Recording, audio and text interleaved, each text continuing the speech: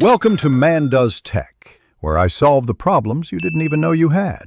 In this video, I will explain how to open your Lexus GS300 trunk. There are a few straightforward ways to access your trunk, whether you're inside or outside the vehicle.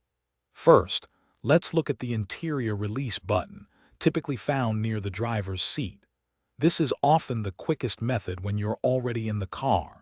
We'll also cover using your key fob and the emergency release.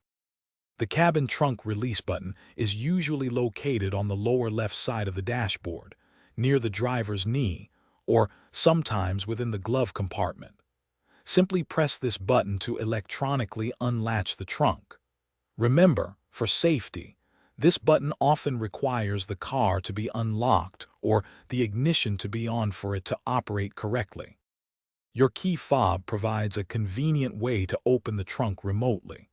Just press and hold the trunk release button on the fob for a few seconds. If you ever find yourself locked out with no other options, there's an emergency release latch inside the trunk. This handle is typically glow-in-the-dark and located near the trunk latch itself, designed for safety.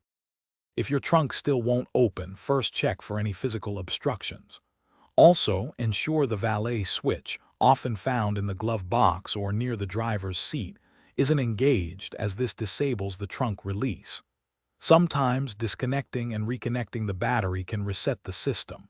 If these steps don't work, there might be a simple fix. Also, for those who love to read, check out the new Kindle Paperwhite. You can find a link to it and other great deals in the description below. Thanks for watching. Thanks for watching. If you found this helpful, don't forget to like and subscribe.